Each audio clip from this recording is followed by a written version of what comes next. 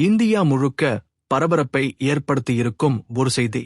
இந்தியாவின் முன்னணி கணினி தகவல் தொழில்நுட்ப நிறுவனம் டாடா ஆலோசனை சேவைகள் 2025ஆம் ஆண்டில் 12,000 ஊழியர்களை பணி நீக்கம் செய்யும் முடிவை எடுத்துள்ளது.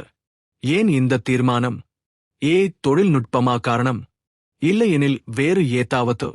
சுருக்கமாக பார்ப்போம்.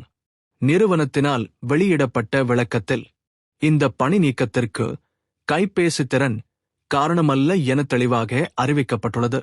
மாறாக முக்கியமான காரணங்கள் பின்வருமாறு: திறன் பொருந்தாமை, புதிய நவீன தொழில்நுட்பச் செயல்களில் ஈடுபட தேவையான அறிவும் பயிற்சியும் சிலரிடமில்லை, நீண்ட கால காத்திருப்பு, சில ஊழியர்கள் பல நாள்களாக வேலைவாய்ப்பு இல்லாமல் காத்திருக்கின்றனர், பணியிட மாற்றம் சிக்கல், அவர்கள் பயன்படும் மற்ற வேலைவாய்ப்புகளில் மாற்றப்பட முடியாத நிலை ஏற்பட்டுள்ளது.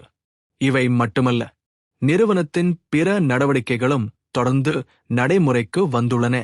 சிறந்த நிலை ஊழியர்களுக்கான ஊதிய உயர்வு தற்காலிகமாக நிறுத்தம், பணியில் சிறந்து விளங்கும் ஊழியர்களுக்கான சம்பள உயர்வுகள் தற்காலிகமாக கைவிடப்பட்டுள்ளன. புதிய மூத்த நிலை நபர்களுக்கான பணியளிப்பு நிறைவு, மூத்த நிலை வேலைவாய்ப்புகளுக்கான புதிய ஆட்சேர்ப்பு தற்காலிகமாக நிறுத்தப்பட்டுள்ளது.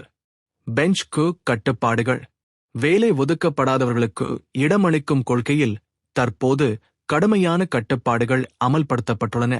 35 நாட்களுக்குள் வேலை இல்லாதவர் பணி நிறைவு அறிவிப்பு. 35 நாட்களுக்குள் வேறு வேலை ஒதுக்கப்படாவிட்டால் அந்த ஊழியருக்கு பணி முடிவுக்கான அறிவிப்பு வழங்கப்படும். இந்த மாற்றம் TCS மட்டுமல்ல, இந்திய IT துறையின் எதிர்காலத்தையே மாற்றக்கூடியது. உங்கள் நண்பர்களுடன் இந்த வீடியோவை பகிருங்கள். உங்கள் கருத்தை கீழே சொல்லுங்க. இது போன்ற நியாயமான தொழில் தகவல்களுக்கு சப்ஸ்கிரைப் பண்ணத மறக்காதீங்க.